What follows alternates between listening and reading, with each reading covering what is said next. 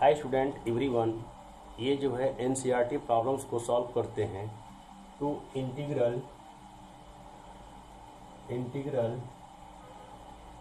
Under root x into x square. तो ये जो होगा जब इसको मल्टीप्लाई करेंगे तो यहाँ पे जो हो जाएगा 3 into x to the power, ये जो हो जाएगा 5/2 और प्लस यहाँ से जो होगा अंडर रूट एक्स इंटू यहाँ पे जो होगा x से जब मल्टीप्लाई कराएंगे तो ये जो होगा 2 और x टू दी पावर ये जो हो जाएगा 3/2 और प्लस अब इससे जब मल्टीप्लाई कराएंगे ये जो हो जाएगा 3 into x to the power 1/2 और यहाँ पे जो हो जाएगा होल dx। अब यहाँ पे अंडर रूट एक्स को लिख सकते हैं एक्स टू दी पावर 1/2। तो यहाँ पे जो है जब फंक्शन का इंटीग्रेट करते हैं तो उसके जो है जो कांस्टेंट टर्म जो होते हैं वो बाहर हो जाते हैं। तो यहाँ पे जो हो जाएगा इंटीग्रल ये जो हो जाएगा 3 x टू दी पावर 5/2 और dx और प्लस ये भी क्या है 2 क्या है कांस्टेंट टर्म है, वो भी क्या हो जाएगा बाहर हो जाएगा। ये जो हो जाएगा 2 और integral x to the power 3/2 और dx प्लस ये भी क्या है 3 क्या है कांस्टेंट टर्म है, वो भी क्या हो जाएगा बाहर हो जाएगा। ये जो हो जाएगा 3 और integral x to the power 1/2 और यहाँ पे dx। यहाँ पे एक फॉर्मूला होता है integral x to the power n dx का जो फॉर्मूला होता है x to the power n plus 1/n plus 1 plus c। तो ये जो हो जाएगा 3 into x to the power 5/2 plus 1 upon ये जो हो जाएगा 5/2 प्लस 1 और प्लस ये जो होगा 2 इंटू यहाँ पे वही फॉर्मूला यूज करेंगे integral x to the power n dx का जो फॉर्मूला होता है x to the power n plus 1/n plus 1। तो ये जो हो जाएगा फॉर्मूला यूज करेंगे integral x to the power n dx का जो फॉर्मूला होता है x to the power n plus 1/n plus 1। तो ये जो हो जाएगा x to the power 3/2 plus 1 upon ये जो हो जाएगा 3/2 प्लस 1 और प्लस ये जो हो जाएगा 3 और यहाँ पे भी जो है integral x to the power n dx का ही फॉर्मूला यूज करेंगे जो x to the power n plus 1/n plus 1। तो ये जो हो जाएगा x to the power 1/2 plus 1 upon 1/2 plus 1 plus c। अब यहाँ पे जो हो जाएगा 3 इंटू अब ये जो है x to the power 5/2 plus 1 तो उसको जो है पावर को ऐड कर लेंगे x टू दी पावर ये जो होगा 5/2 प्लस 1 तो ये जो हो जाएगा x टू दी पावर 7/2 अपान ये जो होगा 5/2 प्लस 1 ये भी जो हो जाएगा 7/2 और प्लस यहाँ पे भी जो है x to the power 3/2 plus 1 को ऐड कर लेंगे तो यहाँ पे जो हो जाएगा 2 into x to the power ये जो हो जाएगा 5/2 अपान ये जो हो जाएगा 3/2 प्लस 1 ये भी जो हो जाएगा 5/2 प्लस यहाँ पे भी जो है x to the power 1/2 plus 1 यानी 1/2 प्लस 1 को ऐड कर लेंगे तो यहाँ पे जो हो जाएगा ये 3 into x to the power ये जो हो जाएगा 3/2 अपान 1/2 प्लस 1 इसको भी ऐड करेंगे तो ये जो हो जाएगा 3/2 plus c।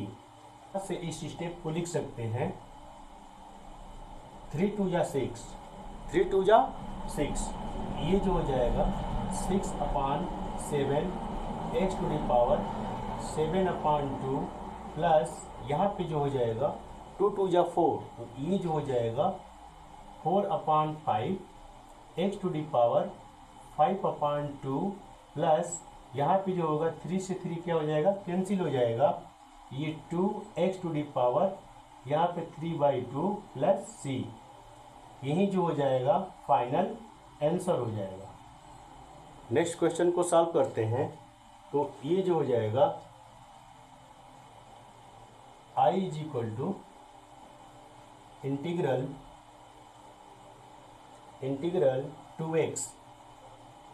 2x minus 3 cos x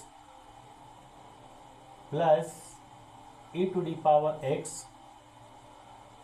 whole dx।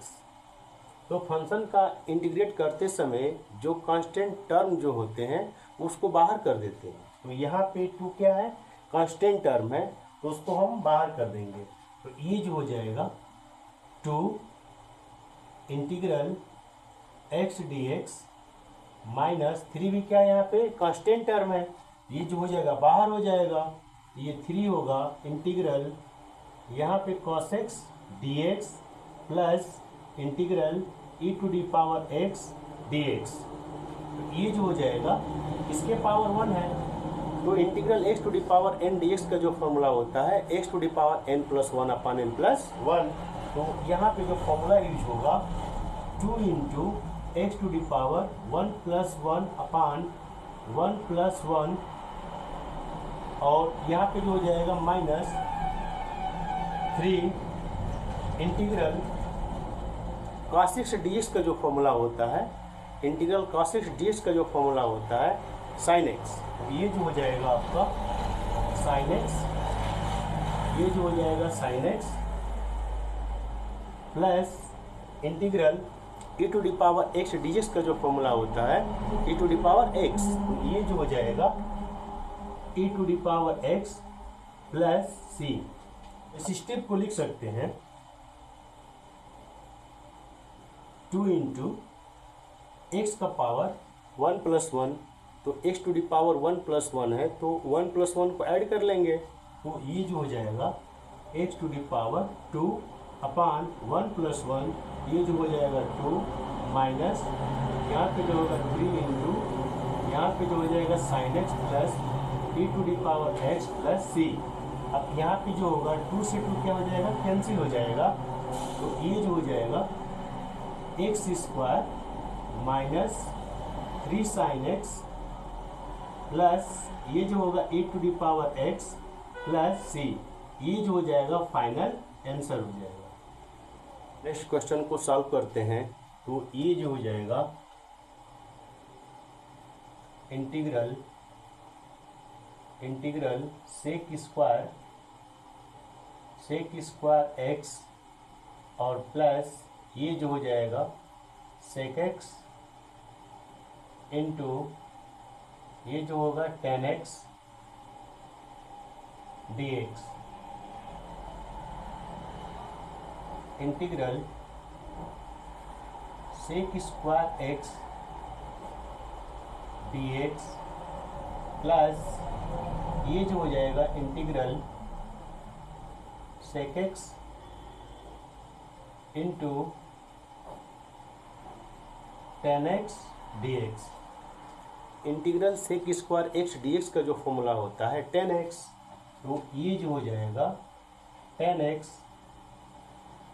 Plus integral sec x into tan x dx का जो फॉर्मूला होता है सेक x, ये जो हो जाएगा सेक x प्लस c। ये जो हो जाएगा फाइनल आंसर।